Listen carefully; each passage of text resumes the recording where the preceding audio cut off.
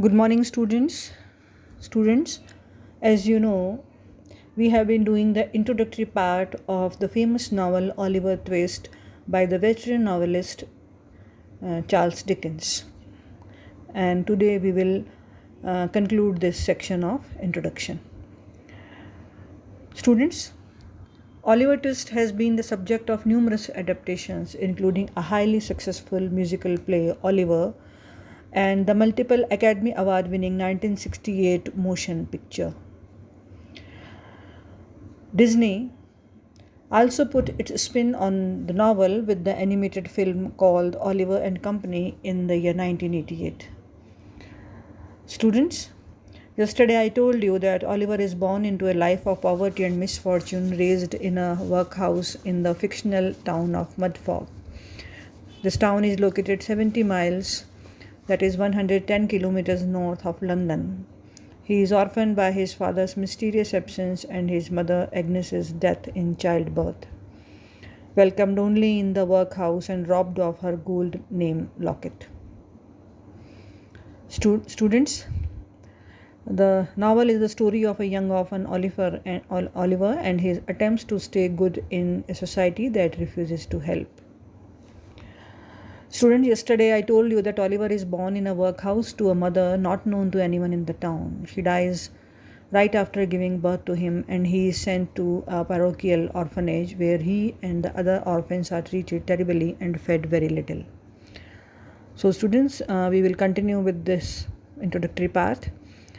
Students, now when Oliver turns 9, he is sent to the workhouse where again he and the others are treated badly and practically starved. Nancy, who has sympathies with Oliver, nurses Sykes and until he regains his natural meanness. She drugs the man and slips away to Hyde Park for a secret meeting with Rose Miley. Nancy tells Miss Miley everything that she has learned by eavesdropping on Fagin and Monks on 2 occasions. The two rogues are plotting the destruction of the object of Monks's inveterate hatred, his brother Oliver. Students, now Claypole and Charlotte, Sowerberry's maidservant, hide out in London after she has plundered the undertaker's still. They are discovered by Fagin, and Now is employed to visit the police station to bring back information about Dodger's indictment as a pickpocket. Because of her suspicious behavior, Fagin then assigns the sneak to spy on her. Nancy has a midnight meeting with Rose and Brownlaw on London Bridge. Nancy informs Brownlaw how he can corner Monks. Now hear everything and immediately reports his findings to Fagin. Fagin waits up for the marauding Sykes and provokingly discloses Nancy's double dealing. Sykes promptly goes home and murders her. After wandering in the country for a day, haunted by his evil deed, the murderer returns to London. Students, now we come to know that Mr. Brownlaw has seized Monks and taken him to his home. The resultant disclosure clear up many mysteries. Brownlaw had been engaged to the sister of his friend Edwin Leaford, Monk's father. While yet a mere boy, Leaford was forced into a bad marriage. The couple had only one child, Monks, and separated. Leaford became attached to a retired naval officer's daughter, Agnes Fleming. But Leaford died suddenly in Rome while looking after an inheritance. His wife had come to him from Paris just before his death. At the time, Agnes was expecting a child, the future Oliver Twist. Before leaving for Italy, Leaford had left the girl's picture with his friend, Mr. Brownlaw. Students, on account of the striking similarity between Oliver's face and Agnes's Fleming's, Mr. Brownlaw has been searching for Monks since the boy's disappearance. With the help of Nancy's discoveries, Brownlaw has learned all about the destruction of Leaford's will, the disposal of identifying trinket that Oliver's mother possessed, and Monk's vindicative conspiracy with Fagin to destroy the innocent boy. Faced with these revelations and a reminder of his complicity in the murder of Nancy, Monks comes to terms in return of immunity on the condition that Monks make restitution to his brother, that is Oliver, in accordance with the original will.